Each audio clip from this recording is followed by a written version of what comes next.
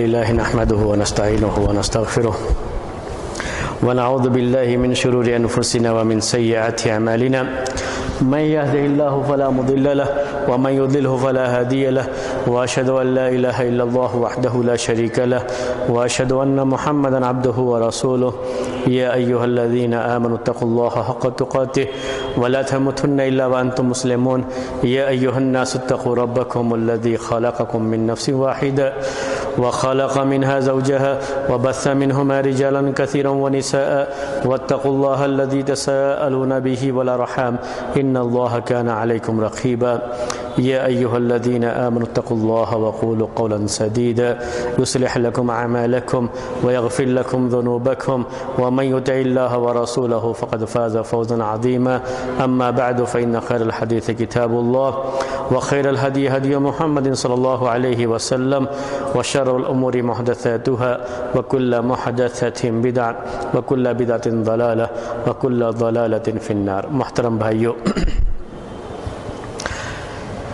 ضعیف اور موضوع روایات کے تعلق سے پچھلے درس میں بات آپ کے سامنے چل رہی تھی، اور ضعیف اور موضوع روایات کی علامتیں کیا ہیں، خاص طریقے سے موضوع روایات کے بارے میں بات چل رہی تھی. اور اس سلسلے میں بہت ساری کتابوں میں جو موضوع روایتیں موجود ہیں اور ان کے لکھنے والوں نے، محدثین نے اس پر حکم نہیں لگایا ہے، تو اس کے تعلق سے جو شبہہ پیش کیا جاتا ہے اس کا جواب بھی ہم نے پچھلے ہفتے آپ کو دیا تھا.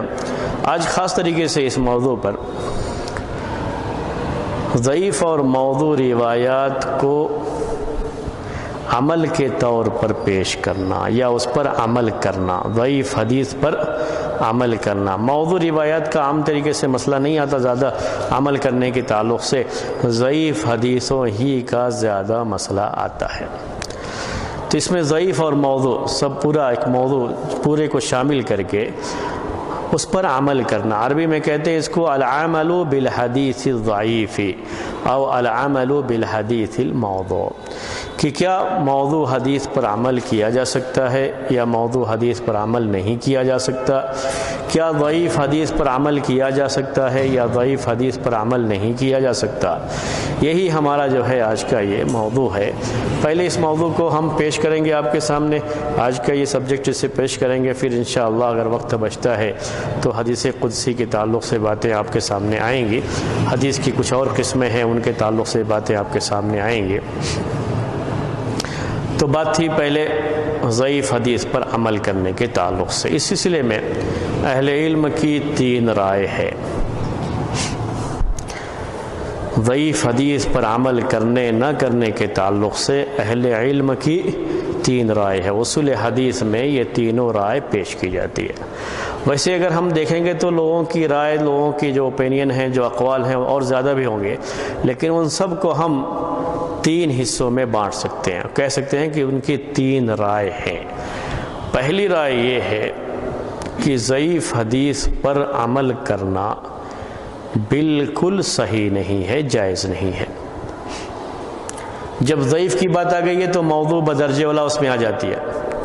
یعنی جب ضعیف حدیث پر ہی عمل نہیں کر سکتے، جائز ہی نہیں ہے، تو موضوع حدیث پر بدرجے اولا عمل کرنے کا سوال نہیں آئے گا، جس کے بارے میں ہمیں یقین سا ہے کہ بالکل یقین نہ ہو تو بھی یقین سا ہے کہ یہ من گھڑت روایت ہے، اللہ کے رسول صلی اللہ علیہ وسلم کی طرف غلط نسبت کر دی گئی ہے، اس پر تو عمل کرنے کا سوال ہی نہیں اٹھتا. تو پہلا قول، پہلی رائے جو اس سلسلے میں اہل علم کی ہے وہ یہ ہے کہ ضعیف حدیث پر بالکل عمل نہیں کیا جا سکتا. اس کو یوں بھی کہتے ہیں مطلقاً عمل نہیں کیا جا سکتا. عربی میں مطلقاً کا لفظ استعمال کرتے ہیں، جس کا مطلب یہ ہوتا ہے کہ نہ آپ ضعیف حدیث سے عقائد میں کوئی مسئلہ لے سکتے ہیں جس کا تعلق عقیدے سے، وہ بھی نہیں لے سکتے. ضعیف حدیث سے آپ کوئی مسئلہ جو حکم میں، جو فقہ میں شامل ہوتا ہے، جو مسائل میں شامل ہوتا ہے، فقہی مسائل، نماز، روزہ، زکوٰۃ، اس میں بھی آپ نہیں لے سکتے. اس کو احکام کہتے ہیں، احکام میں بھی نہیں لے سکتے. اور تیسرا ہے جسے ترغیب ترہیب یا فضائل کہتے ہیں، فضائل میں بھی آپ ضعیف حدیث کو نہیں پیش کریں گے. تو کسی میں بھی نہیں، مطلقاً، یہ پہلا اوپینین ہے، مطلقاً یعنی کسی میں بھی نہیں، نہ عقیدے کے باب میں، نہ احکام کے باب میں احکام سے مراد یہی روزے، نماز، زکوٰۃ، جو بھی یہ شریعت کے احکام ہیں وہی احکام میں داخل ہوتے ہیں۔ اور تیسرا کیا ہے؟ فضائل کا باب، جسے اب ترغیب اور ترہیب بھی کہہ سکتے ہیں، یعنی کسی عمل میں رغبت پیدا کرنے کے لیے، کسی بھی برائی سے لوگوں کو بچانے کے لیے، جسے ترہیب کہا جاتا ہے۔ تو چاہے ترغیب ترہیب کا باب ہو، یا جسے ہم فضائل بھی کہہ سکتے ہیں، فضائل کا باب ہو، یا احکام کا باب ہو، یا عقائد کا باب ہو، کسی بھی حال میں ضعیف حدیث سے دلیل نہیں لیا جا سکتا۔ جب فضائل میں نہیں لے سکتے تو عقائد اور احکام میں تو بدرجہ اولا بھی نہیں لے سکتے۔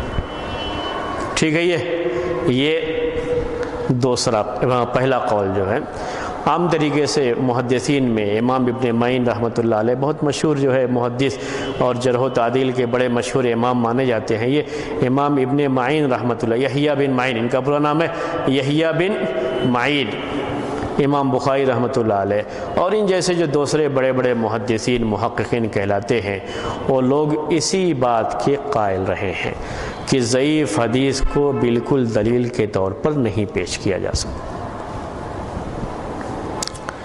ٹھیک ہے، بالکل دلیل کے طور پر نہیں پیش کیا جائے گا ضعیف حدیث کو، بالکل کسی بھی باب میں نہیں، کسی بھی مسئلے میں نہیں۔ چاہے اس میں صرف کوئی فضیلت بیان کی گئی تب بھی اس کو ہم نہیں بیان کریں گے، فضیلت کے طور پر بھی نہیں بیان کریں گے، بالکل ہی نہیں بیان کریں گے۔ کبھی بیان کریں گے تو یہ بتانے کے لیے کہ یہ ضعیف ہے، اس لیے نہیں کہ عمل کرنا ہے، بلکہ صرف ضعیف ہونے کے لیے، کہ یہ ضعیف ہے، اس کو ضعیف بتانے کے لیے اس کو ذکر کر سکتے ہیں، ورنہ اس کا ذکر بھی نہیں کریں گے۔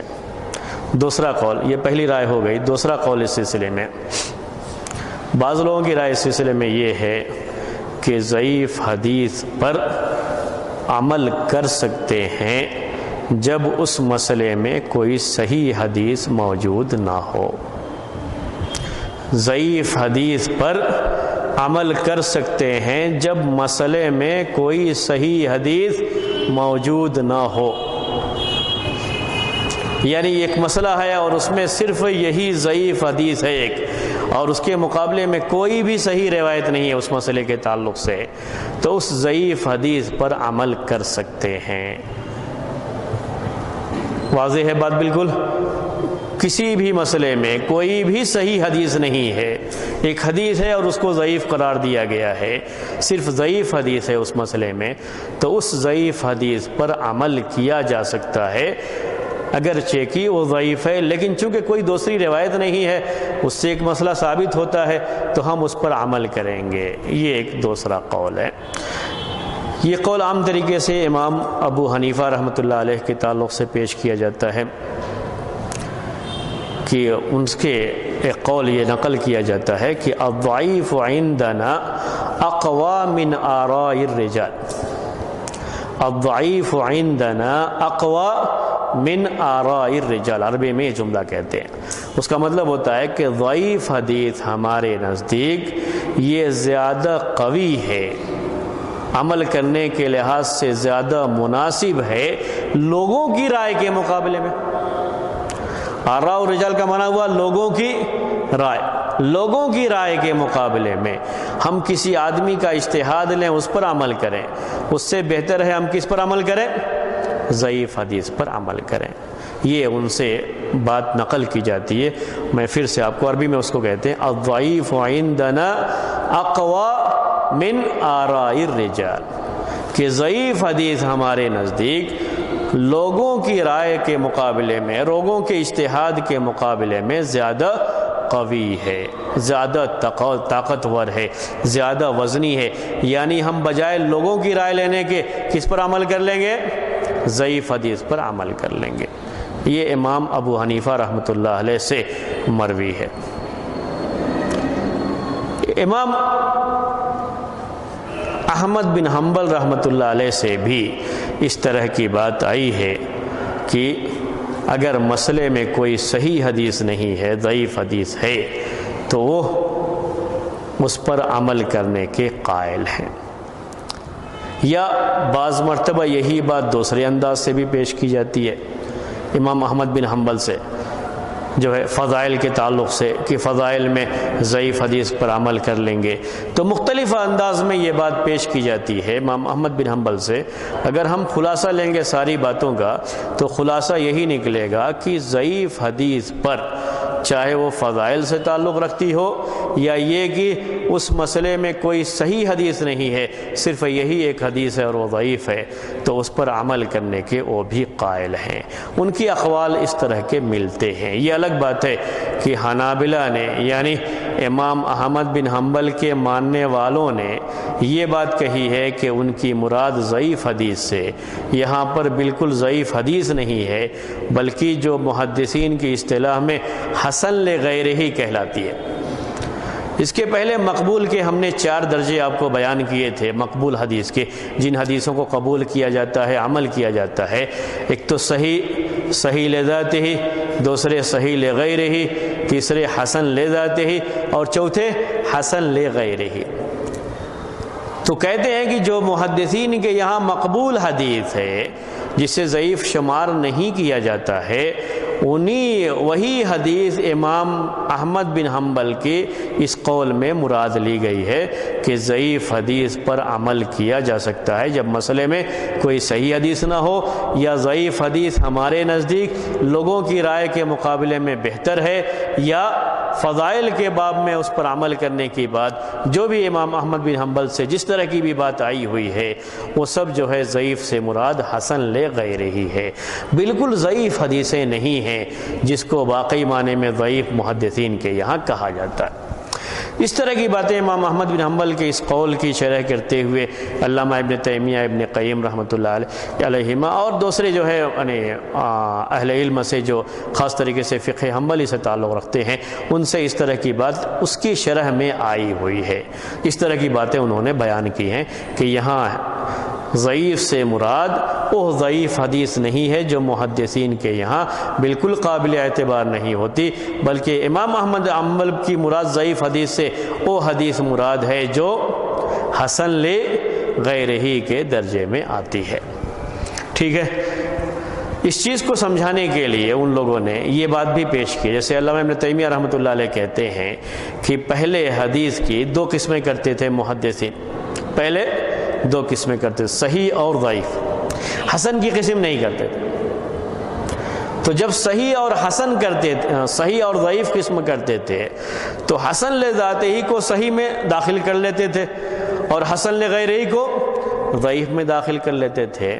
تو اسی اصطلاح کو سامنے رکھ کر کے امام احمد بن حنبل کی یہ رائے ہے کہ ضعیف پر عمل کرنے کی بات جو ان سے آئی ہوئی ہے، جن شرطوں کے ساتھ بھی آئی ہوئی ہو یا جس تفصیل کے ساتھ بھی آئی ہوئی ہو، تو وہاں ضعیف سے مراد یہی حسن لغیرہ ہی ہے۔ اسی لیے آپ دیکھیں گے کہ بعد کے جو بھی حنبلی علماء ہیں وہ عام طریقے سے ضعیف حدیثوں پر عمل نہیں کرتے ہیں، ضعیف حدیثوں کو لیتے نہیں ہیں۔ اس کی وجہ یہی ہے کہ ان لوگوں نے امام احمد بن حنبل کے اس قول کے بارے میں یہی سمجھا ہے کہ ان کی مراد حسن لغیرہ ہی ہے، حسن لغیرہ ہی ہے۔ ٹھیک ہے، ان سے یہ باتیں آئی ہوئی ہیں۔ اسی سے جڑی ہوئی کچھ چیزیں اور بھی ہیں جو انشاءاللہ بعد میں آپ کو درس کے آخر میں جو ہے وہ پوری چیزیں واضح ہو جائیں گی۔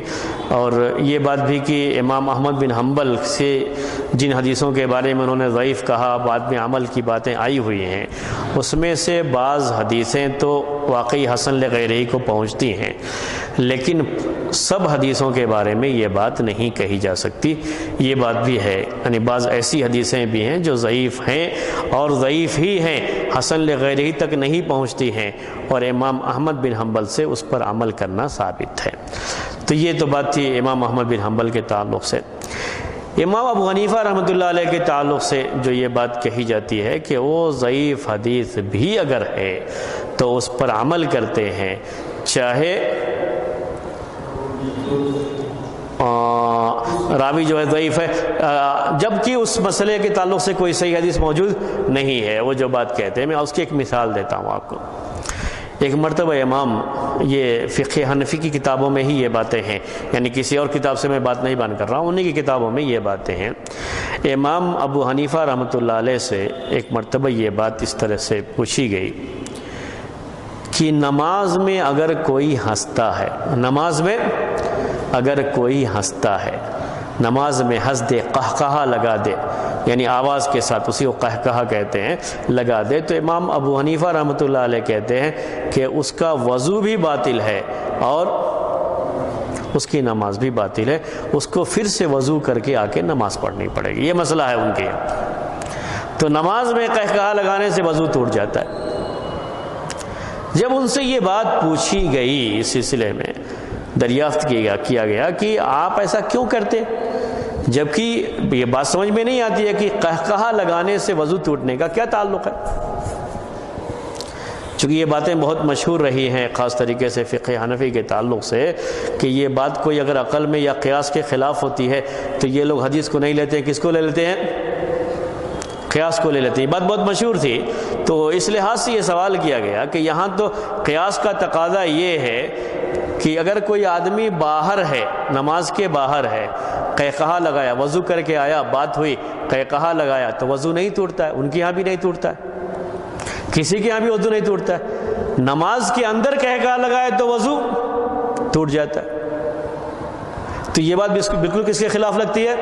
خلاف لگتی ہے، قیاس کے خلاف لگتی ہے۔ قیاس کا تقاضا یہ ہے کہ جو چیز نماز کے باہر وضو کو نہیں توڑتی وہ نماز کے اندر بھی وضو کو نہیں توڑ سکتی۔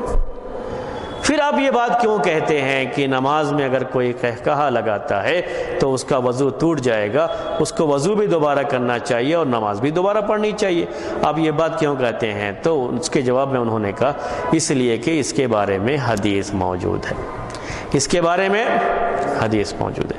جس حدیث کو انہوں نے دلیل کے طور پر پیش کیا ہے وہ حدیث ضعیف ہے، لیکن اس مسئلے میں اور کوئی حدیث نہیں ہے۔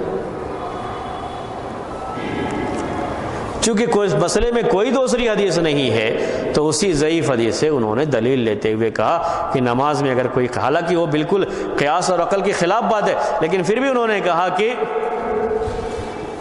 وضو ٹوٹ جائے گا، وضو اس کا باقی نہیں رہے گا۔ یہ ان سے باقاعدہ سوال کیا گیا، ان کا جواب ہے، اور یہ بعض فقہ حنفی کی بعض کتابوں میں چیز موجود ہے۔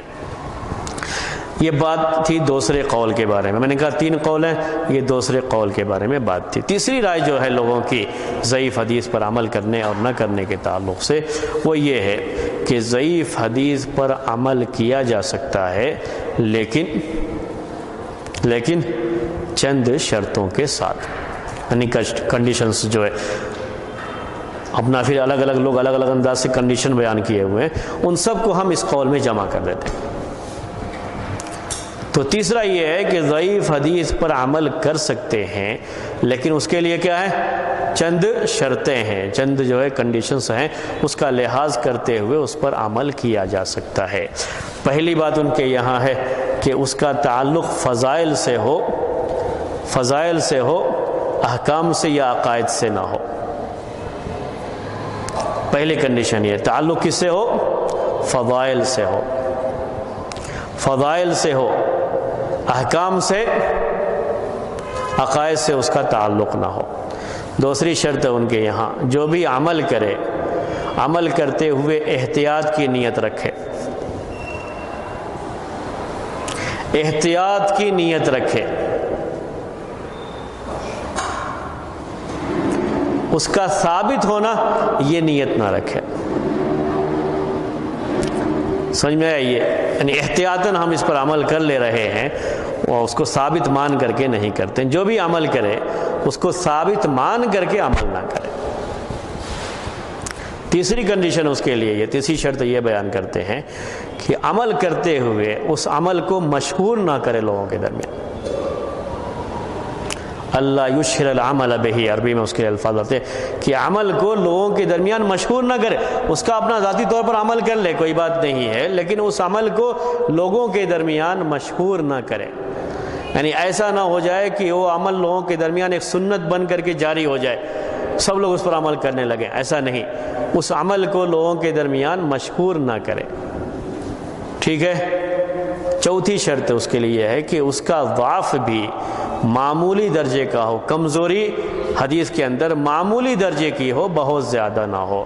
جیسے ہم محدثین کے یہاں ضعیف جداً کہتے ہیں، متروک کہتے ہیں، منکر کہتے ہیں حدیث کو، تو یہ ایسے الفاظ ہیں، یا موضوع حدیث کہتے ہیں، باطل حدیث کہتے ہیں، یہ ایسے الفاظ ہیں جو بتاتے ہیں کہ حدیث بہت زیادہ ضعیف ہے۔ حدیث بہت زیادہ ضعیف بھی نہ ہو، کیا ہو؟ ہلکے درجے کا ضعف اس کے اندر پایا جاتا ہو، بہت ہلکے معمولی درجے کا ضعف اس کے اندر پایا جاتا ہو۔ ٹھیک ہے، کتنے ہو گئے؟ ہاں بولیے۔ اصل میں سوچ رہا ہوں کہ ایسا نہ ہو کہ چائے میں آپ کا جو ہے وہ یہ شرطیں بھی گھل جائیں اسی کے اندر جو ہے۔ ہاں بولیے تو یاد رہیں گے۔ فضائل سے تعلق ہو، ہاں، احکام اور عقائد سے تعلق نہ ہو، ہاں، احتیاط کی نیت ہو، جی، ثابت ہونا، یعنی کبھی یہ نہ سمجھے کہ یہ حدیث ثابت ہے اللہ کے رسول صلی اللہ علیہ وسلم سے، ایسا نہیں، بلکہ بس ایک احتیاط کی نیت سے عمل کر لے، ثابت ہونا نہ ہو اس کا، مشہور نہ کرے عمل کو لوگوں کے درمیان، ایسا نہ ہو کہ سب لوگ اس پر عمل کرنا شروع کر دیں، ضعف اس کا بہت زیادہ نہ ہو، ضعف اس کا بہت زیادہ نہ ہو، یعنی ہلکا سا ضعف ہے، ہلکی سی کمزوری ہے حدیث میں، لیکن بہت زیادہ نہیں، اس لیے موضوع حدیثیں اس میں نہیں آتی ہیں، منکر اور جو ہے بہت ضعیف حدیثیں اس کے اندر نہیں آتی ہیں، بہت معمولی درجے کا جس کے اندر ضعف ہوتا ہے۔ محدثین کے الفاظ میں اس کا پتہ چل جاتا ہے، جب وہ کہتے ہیں صرف ضعیف کہتے ہیں تو اسی میں ہلکا ضعف ہوتا ہے۔ کہیں بھی جب پڑھیں آپ کسی بھی محدث کو حدیث پر حکم لگاتے ہوئے کیا کہا ہے؟ صرف ضعیف کہا ہے، تو اسی میں ہلکا ضعف ہوتا ہے۔ اگر یہ بتانا ہوتا ہے کہ بہت ضعیف ہے تو کہتے ہیں منکر، ضعیف جداً، یعنی بہت زیادہ ضعیف، اس کا اردو میں بہت زیادہ ضعیف، یا متروک، متروک کہیں تو اس کا مطلب کہ حدیث بہت ضعیف ہے، لوگوں نے اس کو چھوڑ دیا ہے، اس پر بالکل جو ہے کسی طرح سے بھی عمل کرنا صحیح نہیں ہوگا، یعنی احتیاط کے طور پر بھی عمل کرنا صحیح نہیں ہوگا، متروک جو ہے۔ اسی طریقے سے باطل کہیں حدیث کے تعلق سے، حدیث کے تعلق سے کہیں اس کی کوئی اصل ہی نہیں ہے، یا موضوع کا لفظ استعمال کریں، تو یہ سب کی سب بہت زیادہ ضعیف میں آتے ہیں، یہ من گھڑت ہونے کی طرف جو ہے اس میں زیادہ جو ہے مشابہت ہوتی ہے، اس لیے ان حدیثوں کے بارے میں نہیں، ہلکا سا ضعف ہوتا ہے جس میں، اس کے تعلق سے یہ بات کہی جا سکتی ہے۔ بات سمجھ میں آئیے؟ یہ کیا ہے؟ اس کے لیے کنڈیشن ہے، شرطیں ہیں، اس کو ذہن میں رکھنا چاہیے۔ حافظ ابن حجر رحمۃ اللہ علیہ نے، بعض دوسرے محدثین نے یہ سب شرطیں بیان کی ہیں، اور یہ شرطیں بڑی اہم ہیں۔ اگر آپ ان شرطوں کو ذہن میں رکھیں گے تو جو لوگ بھی اس طرح کی باتیں کر کے کہ لوگ جو ہے فضائل اعمال میں ضعیف حدیثوں پر عمل کرنے کی باتیں بعض علماء سے آئی ہوئی ہیں، یا امام سے، ائمہ سے آئی ہوئی ہیں، جن سے بھی آئی ہوئی ہیں، وہ بڑے عجیب کنڈیشن کے ساتھ ہیں، عام نہیں ہے بہت زیادہ، ہو بہت کنڈیشن کے ساتھ ہیں، اس کو ذہن میں رکھنا چاہیے۔ اگر یہ کنڈیشن سامنے رہیں گے تو اتنی پریشانی نہیں ہوتی ہے۔ سب سے پہلی بات ہمیں ذہن میں یہ اس کے تعلق سے یہ رکھ لینی چاہیے کہ سب سے پہلی بات، حدیث میں ضعف بہت زیادہ نہ ہو، معمولی درجے کا ہو۔ آپ دیکھیں گے کہ جو لوگ فضائل اعمال کے تعلق سے، اعمال کی فضیلتوں کے تعلق سے حدیثیں بیان کرتے ہیں تو بہت زیادہ موضوع اور منگھڑت روایتیں بھی ہوتی ہیں، اس کے اندر بہت کمزور قسم کی روایتیں بھی ہوتی ہیں۔ اسی طریقے سے اس کے اندر جو بات کہی گئی ہے فضائل کے تعلق سے، تو یہ بھی ذہن میں رہے کہ وہ مستحب، جسے مستحب کہا جاتا ہے، وہ چیز بھی نہیں ہونا چاہیے، کیونکہ مستحب ہونا بھی یہ شریعت کا ایک حکم ہے۔ بلکہ یہ لوگ یہ کہتے ہیں اس سلسلے میں کہ فضائل اعمال جو ان کی یہاں کہا جاتا ہے کہ جو ہے اس کا تعلق فضائل سے ہو، احکام سے نہ ہو، تو ان کا مطلب یہ ہوتا ہے کہ وہ حکم اپنی جگہ پر ثابت ہے، لیکن اس حدیث سے صرف اس کی ایک فضیلت معلوم ہو رہی ہے۔ میں اب آپ کو ایک مثال دیتا ہوں۔ ضحیٰ کی نماز، چاشت کی نماز، سورج نکلنے کے بعد جو نماز پڑھی جاتی ہے تھوڑا اوپر ہونے تک بھی، اس کو جو ہے ضحیٰ کی نماز، صلاۃ ضحیٰ بھی میں کہتے، چاشت کی نماز ہم اردو میں کہتے۔ اس کے بارے میں کئی روایتیں، 2 رکعت، 4 رکعت کے تعلق سے، 6 رکعت کے تعلق سے، 12 رکعت تک کی بات ہے۔ اس میں ایک روایت میں یہ بات آئی ہے کہ جو بھی اسے پڑھے گا وہ جنت میں داخل ہوگا، جنت میں داخلے کے تعلق سے، یہ فضیلت ہوئی۔ اس سے حکم نہیں ثابت ہو رہا، یہ کیا ثابت ہو رہا؟ فضیلت۔ تو یہ مطلب ہے فضائل کا، یعنی حکم دوسری حدیث سے ثابت ہے۔ یعنی اللہ کے رسول صلی اللہ علیہ وسلم نے بعض صحابہ کو 2 رکعت پڑھنے کا حکم دیا، جیسے ابو ہریرہ رضی اللہ تعالیٰ عنہ کو۔ آپ نے فتح مکہ کے موقع پر 8 رکعت نماز پڑھی چاشت کے وقت میں، آپ سے بھی ثابت ہے، اور آپ نے بعض صحابہ کو حکم دیا، یہ سب ثابت ہے اپنی جگہ پر۔ یہ مستحب ہی ہے، فرض نہیں ہے، مستحب، یہ بھی ایک حکم ہے، یہ وہ ثابت ہے، لیکن کسی حدیث سے اس کی فضیلت ثابت ہوتی ہے بس۔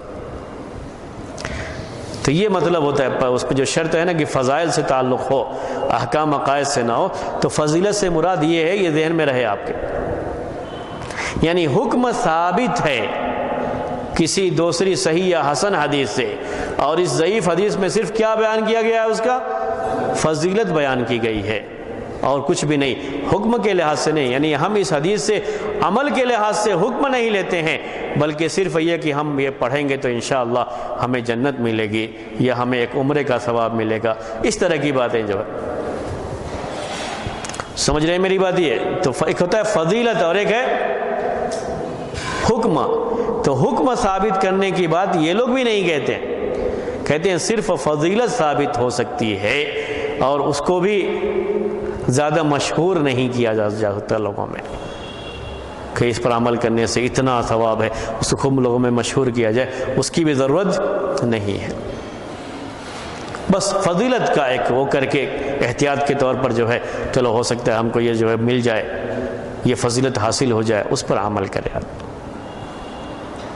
مسجد قباء جا کر کے نماز پڑھنے کے تعلق سے مثلا حدیث میں آتا ہے، صحیح حدیث سے ثابت ہے، اس کی ایک خاص فضیلت بیان کی گئی کسی حدیث میں، تو اگر اس کے اندر تھوڑا ضعف بھی ہے تب بھی کوئی حرج نہیں، کیونکہ وہاں جا کے نماز پڑھنا یہ فی نفسہ ہی ثابت ہے۔ عاشورہ کا روزہ رکھنا اللہ کے رسول صلی اللہ علیہ وسلم سے کیا ہے؟ ثابت ہے۔ اب اگر کسی ضعیف حدیث میں عاشورہ کے روزے کی کوئی خاص فضیلت بیان کر دی گئی تو اس میں کوئی حرج نہیں، ہم اسے لے سکتے ہیں۔ یہ مطلب ہے تیسرے قول کا، یہ ذہن میں رکھ لیجئے۔ لیکن اگر ایسی حدیث ہے کہ اس میں کسی خاص دن روزہ رکھنے کی بات کہی گئی ہے اور حدیث میں ضعف بھی ہے، تو ہم اس دن روزہ رکھنے کی بات اس سے ثابت نہیں کریں گے، اس کو نہیں مانیں گے۔ تو یہ تیسرے قول کے تعلق سے، کس کے تعلق سے؟ تیسرے قول کے تعلق سے یہ بات ہے۔ یہ تیسرا قول بھی بہرحال ان شرطوں کے ساتھ، اس کنڈیشن کے ساتھ، اس کی بھی اہمیت ہے، اس کا بھی اپنی جگہ پر ایک مقام ہے، لیکن اس کے باوجود بھی ہم یہی کہتے ہیں کہ چونکہ ضعیف اور موضوع روایات سے امت میں بہت زیادہ بگاڑ پیدا ہوا ہے، اس لیے بہتر یہی ہے کہ کون سی رائے لی جائے؟ پہلی رائے لی جائے، یعنی ضعیف حدیثوں کو نہ فضائل میں، نہ احکام میں، نہ عقائد میں، چاہے اس مسئلے سے متعلق کوئی صحیح حدیث ہو نہ ہو، کسی بھی حال میں ضعیف حدیث کو صرف فضیلت بیان کرنے کے لیے بھی نہ ذکر کیا جائے، اسے نہ لیا جائے، اور ضعیف حدیثوں سے چھٹکارا حاصل کیا جائے عمل کے لحاظ سے۔ ورنہ تو بہرحال ضعیف حدیثوں کا علم بھی ضروری ہے، اگر علم نہیں رہے گا تو پھر صحیح حدیثوں کی پہچان نہیں ہو سکتی۔ علم ہونا ضروری ہوتا ہے، لیکن اسے لوگوں کے درمیان رواج نہیں دیا جا سکتا۔ تھوڑا بہت ہمارے یہاں پہلے بعض محدثین نے ہندوستان میں علم حدیث کا ان کو اچھا علم تھا، لیکن بعض ضعیف حدیثوں پر عمل کرنے میں تھوڑی وہ سختی نہیں انہوں نے زیادہ کی کہ چلو کیا ہے، تھوڑا لوگ عمل ہی کریں گے، کیا فرق پڑتا ہے۔ اس کی وجہ سے بہت سی چیزیں ہمارے یہاں ہندوستان میں بھی آ گئیں، حالانکہ ان لوگوں کو اس کے ضعیف ہونے کا علم تھا، لیکن اس سلسلے میں اتنی سختی نہیں کی گئی۔ چلو کوئی اتنا مسئلہ نہیں ہے۔ میں ایک مثال دوں آپ کو۔ ایک بہت زمانے تک ہمارے یہاں، ابھی تو الحمدللہ نہیں ہے اس طرح کی کوئی بات جو ہے، بہت زمانے تک مردوں کی طرف سے قربانی یہ رواج چلتا رہا۔ کس کی طرف سے قربانی؟ مردوں کی طرف سے قربانی، جو لوگ مر چکے ہیں ان کی طرف سے قربانی دینا، یہ چلتا رہا اور کافی دنوں تک یہ چیز یعنی نسلاً بعد نسلاً یہ جو ہے چلتی رہی جو ہے۔ حالانکہ کافی علم والے رہے اس وقت میں، ایسا نہیں تھا کہ لوگوں کے پاس علم نہیں تھا، ان کی کتابوں میں یہ بات لکھی ہوئی ہے کہ مستقل میت کی طرف سے قربانی کرنے کی کوئی صحیح روایت نہیں ہے۔ کتابوں میں یہ الفاظ ہیں، موجود ہیں، لیکن اس علاقے میں، اور وہ اس علاقے کے بڑے جو ہے محدث اور امام رہے، اس علاقے میں اس کا رواج رہا، کیونکہ وہ ضعیف حدیث مانتے ہوئے بھی اس پر عمل کرنے کے تعلق سے اتنی سختی نہ برتنے کی وجہ سے یہ چیزیں لوگوں میں بڑی عام ہوتی گئیں، لوگوں میں اس کا عمل جو ہے رہتا گیا، باقی رہا، لوگ ایسا کرتے رہے، ایسی چیزیں لوگوں کے درمیان رہی، یہ سب باتیں جو ہے رہی ہیں، میں یہ کہنا چاہتا ہوں یہ سب باتیں رہی ہیں۔ اسی لیے اگر اس کو سامنے رکھا جائے اور احتیاط اس میں رکھا جائے کہ اگر کوئی بھی عمل جو مستحب درجے کا عمل ہے اور حدیث کے بارے میں زیادہ لوگوں کی رائے یہی ہے کہ وہ ضعیف ہے، بالکل کمزور حدیث ہے، اور اگر ایک آدھ لوگ اس کو حسن لغیر ہی بھی مانتے ہوں تب بھی احتیاطاً عمل نہ کرنا یہ بہتر ہوگا اس پہ، کیونکہ کسی بھی مستحب عمل کے بارے میں قیامت کے دن سوال تو نہیں کیا جائے گا کہ آپ نے اس پر عمل کیا تھا یا عمل نہیں کیا تھا۔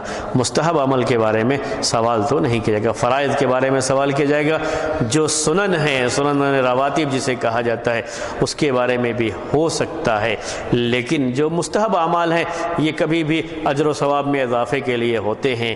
اگر کسی موقع سے اگر ہم اس کو چھوڑ دیتے ہیں، کسی موقع کی بات نہیں بلکہ کسی کے مشتبہ ہونے کے لحاظ سے ہم اس کو چھوڑ دیتے ہیں، تو میں سمجھتا ہوں کہ اس کا چھوڑ دینا اس میں احتیاط زیادہ ہے اس پر عمل کرنے کے مقابلے میں احتیاط کرنے سے۔ تو یہ بات تھی جو ضعیف حدیث پر عمل کرنے کے تعلق سے۔ فضائل کے بارے میں جب حدیث کی صحت میں محدثین کے پاس اختلاف ہے تو اس میں بہتر کیا ہوتا ہے؟ جیسے مسلم میں کافی احادیث ہیں، اس پہ شیخ ابن باز رحمہ اللہ نے اس کے صحیح ہونے کا حکم دیا ہے اور شیخ البانی اس کے ضعیف ہونے کے تعلق۔ جی، وہ جو روایتیں ہیں جس میں وہ صحیح، اس میں یہی ہے کہ وہ ضعیف ہیں، یعنی جو شیخ البانی رحمۃ اللہ علیہ کا جو حکم ہے اس کے تعلق سے وہ ایک محدثانہ حکم ہے، یعنی حدیث کی تحقیق کے بعد ہی جو ہے ان کا وہ حکم ہے، اور جو شیخ ابن باز رحمۃ اللہ علیہ کا جو یہ رہتا ہے اس طرح کے تو حسن کا یا اس طرح کا جو حکم لگاتے ہیں بعض مرتبہ، اتنا زیادہ اس درجے کا محدثانہ عمل نہیں ہوتا ہے، کیونکہ یہ اسی میں رہے برابر اور یہی کام کرتے رہے، اس کی وجہ سے پوری تحقیق کے بعد ہی ان کا وہ عمل، ان کا حکم لگتا ہے ان کا۔ تو وہ جو اذکار ہیں جن کے بارے میں یہ ضعیف ہونے کے قائل ہیں، اس میں عمل کے لحاظ سے بہتر یہی ہوتا ہے کہ شیخ البانی رحمۃ اللہ علیہ کی بات لی جائے عمل کے لحاظ سے کہ یہ ثابت نہیں ہے، ٹھیک ہے، اس میں جو بھی اذکار اس طرح کے آئے۔ اور جہاں تک اذکار کی بات ہے، اذکار میں ایک فضیلت ہے اور ایک یہ ہے کہ یہ ذکر اس وقت تو پڑھا جائے، تو جس میں فضیلت کی بات آتی ہے اس میں تو اتنا مسئلہ نہیں آتا ہے، یہاں صرف فضیلت نہیں بلکہ یہاں پر حکم بھی ثابت ہوتا ہے، اس لیے ضعیف حدیث کو اس وقت نہیں لیں گے، نہ لینا ہی بہتر ہوتا ہے، اور اس پر عمل نہ کرنا اس میں احتیاط زیادہ ہے۔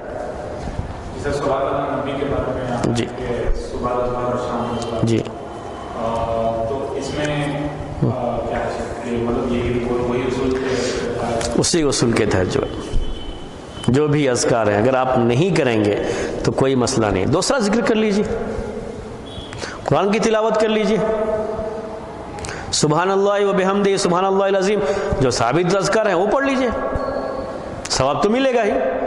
جب اس میں اختلاف آیا ہے اور اختلاف بھی بڑے قوی درجے کا ہے تو اس کو نظر انداز کر دینا یہی زیادہ بہتر ہے، ٹھیک ہے۔ یہ کس کے بارے میں تھا؟ ضعیف حدیث کے یا موضوع روایت کے تعلق سے۔ جہاں تک موضوع روایتوں کی بات ہے اس کے بارے میں تو یہ بات ہمیشہ ذہن میں رکھیے کہ صرف ایک طبقہ کرامیہ کا گزرا ہوا ہے جو ایسا کیا کرتا تھا، ورنہ سب کی یہ رائے ہے کہ موضوع روایتیں نہ فضائل میں پیش کی جائیں، نہ احکام کے احکام تو خیر بہت دور کے فضائل میں بھی پیش نہ کی جائیں، کیونکہ یہ من گھڑت باتیں ہیں، اور اس کی وجہ سے بہت سے ایسے عمل جو انسان کے لیے ضروری ہو سکتے ہیں وہ چھوٹ جاتے ہیں۔ جیسے میں اب آپ کو ایک مثال دیتا ہوں، میں یہ نہیں کر رہا ہوں کہ یہ ضعیف ہے، جو میں صرف مثال سمجھنے کے لیے دے رہا ہوں، یہ ذہن میں رکھیے گا۔ جو مثال دے رہا ہوں کس کے لیے دے رہا ہوں؟ سمجھنے کے لیے دے رہا ہوں۔ فجر کی نماز کے بعد اپنی جگہ پر بیٹھ کر کے یہاں تک کہ سورج نکل جائے، اس کے بعد 2 رکعت نماز پڑھیں، جس کو اشراق کی نماز، جو لوگ الگ الگ ہونے کے قائل ہیں اشراق اور جو ہے چاشت کی، وہ اس کو اشراق بولتے ہیں، اس کے بعد پڑھیں گے تو اس کو چاشت کی نماز، ورنہ اسی کو جو ہے چاشت کی نماز بھی کہہ لیا جاتا ہے۔ یہ ہے اس کے اپنے فضائل، اس کے اپنے یہ۔ میں یہ نہیں کہہ رہا ہوں کہ جو اس میں فضیلت بیان کی گئی وہ ضعیف ہے بول کر کے، کبھی کبھی اس کے فضائل بہت زیادہ بیان کر دیے جائیں، اتنے زیادہ بیان کر دیے جائیں کہ ایک آدمی جس کے پاس فجر کی نماز کے بعد اپنا کوئی بہت ضروری کام ہو جو اس کے واجبات میں آتا ہے، لیکن صرف اس کی فضیلت کو حاصل کرنے کے لیے اس کو چھوڑ دے گا۔ یعنی صرف یہی نہ سمجھیے گا کہ یہ فضیلت والی حدیثیں بیان کرنے میں کیا نقصان ہے، آخر اگر عمل ثابت ہے کیا پریشانی کی بات نہیں۔ کبھی یہ فضائل سن کر کے آدمی اپنا دوسرا ضروری کام چھوڑ سکتا ہے، یہ نقصان ہے اس کا، بیان کرتے ہیں اس کا۔ تو ہو سکتا ہے اس کو کوئی بہت ضروری کام ہو، گھر میں بچہ بیمار ہو، اس کو کہیں ڈاکٹر کے پاس لے جانا ہو، یہ اس کے اوپر واجبات میں سے آتا ہے۔ اس وقت اس کے کھیت پر کوئی کام ہو، اس کی ڈیوٹی ہو جو روزی روٹی کمانے کے لیے ضروری ہے اس کے لیے، اور صرف یہ سن کر کے کہ اس کی بڑی فضیلت ہے وہاں پر بیٹھ گیا ہو، تو کبھی کسی بھی عمل کے فضائل بھی جو ضعیف اور موضوع روایات سے ثابت ہوتے ہیں اس کو پیش کرنے کا یہ نقصان ہو سکتا ہے کہ آدمی کبھی اس فضیلت کو حاصل کرنے کے لیے اپنا کوئی ضروری کام چھوڑ سکتا ہے کہ مجھے یہ فضیلت حاصل ہو جائے۔ اسی لیے فضائل کا بھی اپنا ایک حساب ہی رہنا چاہیے، فضائل کے بیان کرنے میں بھی ایک حد ہونی چاہیے تاکہ سامنے والے کو بھی عمل کرنے کے لحاظ سے یہ بات رہے کہ فضیلت ہے، عمل کرتا ہے، لیکن اس سے کوئی ضروری کام آ جاتا ہے تو جا کر کے وہ اس کام کو بھی انجام دے، اس کے لیے ضروری ہے، اس بات کو وہ سمجھے۔ بعض اوقات لوگ واجبات میں اور فضائل میں بھی فرق نہیں کر پاتے، واجبات اور مستحبات میں فرق نہیں کر پاتے، کسی مستحب کام کے لیے کوئی واجب چھوٹ جاتا ہے جبکہ وہ واجب ہے، اور یہ کیا ہے؟ وہ مستحب ہے۔ کسی مستحب کے لیے واجب کو نہیں چھوڑا جا سکتا، ضروری کام کو نہیں چھوڑا سکتا۔ اس سلسلے میں آپ کو جو ہے یہ کافی جو ہے یہ ہوگا کہ جو بہت سے مسائل آتے رہتے ہیں، بہت سے مسائل آتے رہتے ہیں جو مختلف جماعتوں کے اس میں یہ چیزیں بہت حد تک آ جاتی ہیں۔ فضائل کے بیان کرنے کی وجہ سے بہت سارے واجبات چھوڑ جاتے ہیں، ان لوگوں سے بھی چھوٹ جاتے ہیں، اور اس کو وہ لوگ انجام نہیں دے پاتے ہیں، دوسرے گھر والوں کو پریشانی ہوتی ہے، دوسرے لوگوں کو اس کی وجہ سے پریشانی ہوتی ہے، انجام نہیں دے پاتے، کیونکہ وہ دونوں کے درمیان جو توازن آنا چاہیے، وزن آنا چاہیے، وہ اس کو باقی نہیں رکھ پاتے ہیں۔ تو یہ بات بہرحال ضعیف اور موضوع روایتوں کے بارے میں تھی، چند باتیں ذرا سا ہمارے اس سے نکل گئی، تو ضعیف اور موضوع روایتوں پر عمل کرنے کے تعلق سے یہ بات ذہن میں رکھ لیجئے۔ یہ 3 رائے جو اہل علم کی ہم نے پیش کی آپ کو، لیکن ہم بہتر رائے یہی سمجھتے ہیں کہ ضعیف اور موضوع روایت، موضوع تو خیر بالکل ہے ہی موضوع، ضعیف روایتوں پر بھی عمل نہ کیا جائے، اور کسی بھی لحاظ سے یہاں تک کہ کسی فضیلت کا ذکر ہو تب بھی اسے پیش نہ کیا جائے، اس فضیلت کو پیش نہ کیا جائے، اس سے مکمل طریقے سے اجتناب کیا جائے، اور خاص طریقے سے اس دور میں، کیونکہ اس دور میں بہت ساری بدعتیں صرف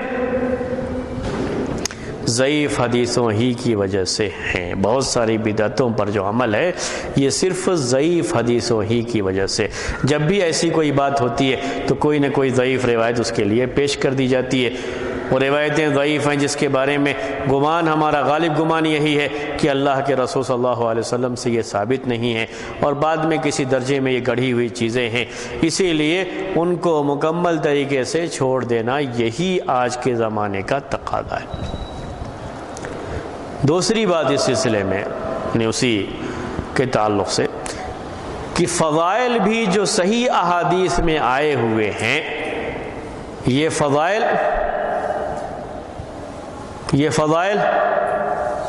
ہمارے لیے کافی ہیں۔ اعمال کے فضائل کو جو ثابت احادیث میں آئے ہوئے ہیں وہ بھی ہمارے لیے، عمل کے لیے جو حدیثیں ہیں وہ تو کافی ہیں ہی، فضائل کے باب میں بھی جو حدیثیں آئی ہوئی ہیں کسی بھی عمل کے تعلق سے جو ثابت احادیث ہیں وہ ہمارے لیے کافی ہیں، ہمارے عمل کرنے کے لیے وہ کافی ہیں۔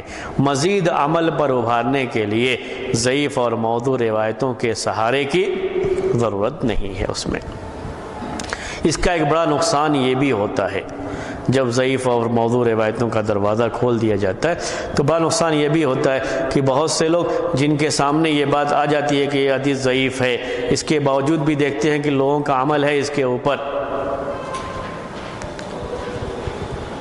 تو بعد میں کسی اور دوسرے مسئلے کے تعلق سے کہتے ہیں فلاں موقع پر اس پر عمل کیا، تو اس موقع پر عمل کرنے میں کیا حرج ہے، کیوں نہیں کر سکتے؟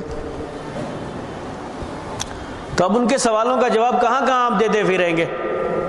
ہاں نہیں، یہاں اس موقع پر کوئی حرج نہیں تھا لیکن اس موقع پر حرج ہے، نہیں، لوگوں کے لیے بھی یہ چیز پریشانی کا سبب بنے گی کہ اس موقع پر صحیح ہے، کوئی بات نہیں، ہم لے سکتے ہیں اس موقع پر۔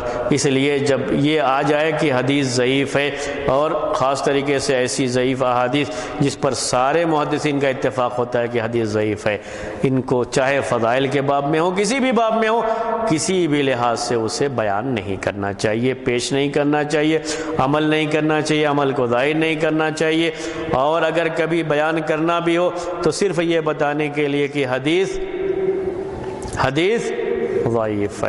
ضعیف ہے، بس یہ ہے اس مسئلے کا خلاصہ پورے طریقے سے ضعیف اور موضوع روایتوں پر عمل کرنے کے تعلق سے۔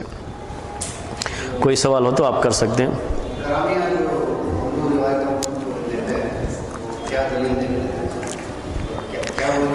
کوئی دلیل نہیں ہے، شبہ ہے۔ شبہ کیا ہے کہ جو اللہ کے رسول صلی اللہ علیہ وسلم نے منع کیا ہے، من کذب علی متعمدا فلیتبوأ مقعدہ من النار، تو یہ ان لوگوں کے بارے میں ہے جو اللہ کے رسول صلی اللہ علیہ وسلم کے لائے ہوئے دین کے خلاف حدیثیں کرتے ہیں۔ ہم چونکہ اس کے خلاف تو نہیں ہے نا، ہم تو اس کی دین کی طرف لوگوں کو لانے کے لیے کر رہے ہیں یہ کام، اس لیے یہ تو صحیح ہے، اس میں کوئی حرج نہیں ہے۔ یعنی وہ جو فضائل اعمال کے تعلق سے جو باتیں کہی جاتی تقریباً وہی بات اس زمانے میں کرامیہ نے کہی، یعنی فضائل اعمال کے جو بیان ہوتا ہے ضعیف اور موضوع روایتوں یا جو ہے واقعات اور قصوں کی روشنی میں، تو اس میں بھی یہی بات آتی ہے کہ اس سے کیا فرق پڑتا ہے، لوگ اور دین سے قریب آئیں گے، نماز سے قریب آئیں گے۔ تو اس زمانے میں وہ لوگ بھی یہی شبہ جو ہے لاتے تھے، اسی کو سامنے رکھ کر کے یہ کام انہوں نے کیا ہے۔ لیکن بہرحال یہ اللہ کے رسول صلی اللہ علیہ وسلم کے لائے ہوئے دین، جو آپ کو اللہ تعالیٰ نے دین دے کر کے بھیجا ہے، اس دین کا چہرہ بگاڑنا ہے، اس کو مقصد کرنا، اس کو خراب کرنا ہے اگر اس طرح کی باتیں لے کر کے آتے ہیں۔ تو جو اللہ کے رسول صلی اللہ علیہ وسلم کو ذمہ داری دی گئی تھی کہ آپ کو دین پہنچانا ہے، اور جو ہر نبی کی ذمہ داری ہے، جو ایمان بالرسول میں باتیں آپ کے سامنے آتی رہی ہیں کہ تبلیغ یعنی پہنچانا اس کو پورے طریقے سے، یہ ہر نبی کی ذمہ داری ہوتی تھی۔ گویا کہ ہم یہ سمجھتے ہیں کہ اللہ کے رسول صلی اللہ علیہ وسلم نے جو باتیں فضائل کی ہم تک پہنچائی ہیں وہ ہمارے لیے کافی نہیں، اور یہ غلط تصور ہے۔ اللہ تعالیٰ نے جو ہمارے لیے ہدایت بھیجی ہے لوگوں کے لیے، لوگوں کو عمل سے قریب لانے کے لیے، وہ کافی نہیں ہے۔ ہمیں مزید ضرورت ہے ہدایت کے لیے لوگوں کے کہ ہم کچھ ضعیف اور موضوع جو ہے روایتیں بھی شامل کر کے اس کو پیش کریں۔ اس پہلو سے انہوں نے نہیں سوچا۔ یہ بہت بڑی خیانت ہے دین کے اندر اگر کوئی آدمی ضعیف اور موضوع روایتوں کو لے کر کے آتا ہے تو۔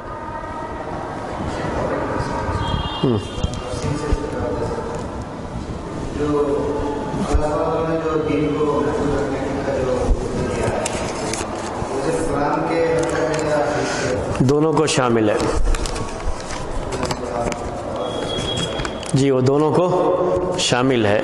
اور شاید شروع کے دروس میں یہ بات آئی تھی، جب اصول حدیث کے شروع کے دروس میں یہ بات آ چکی ہے. اگر آپ لوگ اس کو دیکھیں گے تو شروع میں جو دین کی حفاظت کی بات کہی گئی ہے، تو دین کی حفاظت میں دونوں شامل ہیں، قرآن کی حفاظت بھی اور حدیث کی حفاظت بھی. قرآن میں اللہ تبارک و تعالیٰ نے یہی بات کہی ہے کہ اِنَّا نَحْنُ نَزَّلْنَا الذِّكْرَ وَإِنَّا لَهُ لَحَافِظُونَ، جس کا معنی ہوتا ہے کہ ہم نے ہی ذکر کو نازل فرمایا ہے اور ہم ہی اس کی حفاظت کرنے والے ہیں. تو ذکر سے یہاں کیا مراد ہے؟ تو پہلی بات جو عام طریقے سے مفسرین کی ہے کہ ذکر سے مراد یہاں پر قرآن اور حدیث دونوں ہیں. دوسرے الفاظ میں ہم کہیں تو اس سے مراد وحی ہے، اس سے مراد وحی ہے، وہ ہدایت جو اللہ تبارک و تعالیٰ کی طرف سے آئی ہے بندوں کے لیے، وہی ہدایت ہے، اسی کو ذکر کہا گیا ہے. اور یہ ہدایت دونوں حصوں میں شامل ہے، یعنی وحی غیر مطلوع اور وحی غیر مطلوع. تو قرآن کو وحی مطلوع کہتے ہیں جس کی تلاوت کی جائے، اور حدیث کے لیے وحی غیر مطلوع کہتے ہیں، لیکن وہ بھی وحی ہے، وہ بھی اللہ تعالیٰ کی طرف سے چیز نازل ہوتی تھی. ٹھیک ہے، یہ مفسرین کی زیادہ جو ہے مفسرین کی رائے ہے. اگر ذکر سے مراد آپ صرف قرآن کو بھی لیتے ہیں، ذکر سے مراد کیا ہے یہاں پہ؟ صرف قرآن ہے، تب بھی حدیث اس میں شامل ہے، کیونکہ قرآن کو محفوظ کرنے کو ہم تصور نہیں کر سکتے جب تک حدیث کو محفوظ نہ کیا جائے. اس کو کہتے ہیں دلالت کے لحاظ سے، اصول فقہ کی اصل میں یہ باتیں ہوتی ہیں دلالت کے لحاظ سے، کہ یہ دلالت شمول ہے. یعنی اگر ذکر کا یہ لفظ صرف قرآن کے لیے ہے تب بھی اس میں حدیث کی حفاظت شامل ہو جاتی ہے. دلالت تضمن کہہ لیجئے کہ اس میں شامل ہو جاتی ہے. اور کیسے شامل ہو جاتی ہے؟ کہ قرآن کی حفاظت حدیث کی حفاظت کے بغیر تصور نہیں کی جا سکتی، کیونکہ قرآن کے اندر جو احکام بیان کیے گئے ہیں وہ مجمل ہیں. قرآن میں کہا کہ اقیموا الصلاۃ، نماز قائم کرو. اب نماز کیسے پڑھیں گے؟ اگر اس کو محفوظ نہیں کیا جائے گا تو قرآن کی آیت بھی محفوظ نہیں ہے. زکوٰۃ دو، زکوٰۃ کب دیں گے، کیسے دیں گے، اگر اس کی تفصیلات کو محفوظ نہیں رکھیں گے تو قرآن کی آیت آتوا الزکوٰۃ تو محفوظ نہیں ہے. قرآن کی حفاظت کا مطلب یاد رکھ لیجئے کبھی یہ نہیں ہے کہ اس کے یہ الفاظ اقیموا الصلاۃ وآتوا الزکوٰۃ یہ الفاظ محفوظ رہیں گے، اس میں کوئی تبدیلی نہیں آئے گی، بلکہ اس میں الفاظ کے ساتھ ساتھ اس کا معنی بھی ہے، وہ بھی محفوظ رہنا چاہیے، ورنہ عمل کیسے کریں گے؟ قرآن تو عمل کے لیے نازل کیا گیا، قرآن تو تبرک کے لیے نازل نہیں کیا گیا. کیسے اس پر عمل کریں گے؟ عمل کرنا کیسے ممکن اگر حدیث کو جو ہے محفوظ نہیں کریں گے؟ تو اگر آپ یہ کہتے بھی ہیں کہ ذکر سے مراد صرف کیا ہے؟ قرآن ہے، تب بھی حدیث کی حفاظت خود بخود اس میں داخل ہو جاتی ہے. حدیث کی حفاظت کے بغیر قرآن کی حفاظت ممکن نہیں. بلکہ یہ بھی ہے، اس کو بھی جوڑ کر کے رکھیے کہ ہاں ایک تیسرا درجہ وہ کیا ہے؟ مسلمان کی حفاظت بھی ساتھ میں ضروری ہے. کہتے ہیں قرآن کی یہی آیت اس بات کی بھی ضمانت دیتی ہے کہ ہمیشہ جو صحیح مسلمان ہیں وہ باقی رہیں گے. اسی آیت سے وہ بات بھی معلوم ہوتی ہے. کیسے معلوم ہوتی ہے؟ یہ قرآن کی آیتیں احادیث یہ محفوظ کب رہیں گی؟ جب اس پر عمل کرنے والے لوگ محفوظ رہیں گے. ان کی حفاظت بھی ضروری ہے. اسی لیے یہ بات کہ جب تک آپ کتاب و سنت پر عمل کرتے رہیں گے، آپ کی حفاظت کی ذمہ داری کس نے لیا ہے؟ اللہ تعالیٰ نے رکھا. اللہ تعالیٰ ہمیشہ ایک ایسی جماعت کو محفوظ رکھے گا. الفاظ کی حفاظت صرف نہیں ہے بلکہ ایک پورے نظام کی حفاظت ہے، وہ ہمیشہ باقی رہے گا اور قیامت تک باقی رہے گا. جی ہم دوست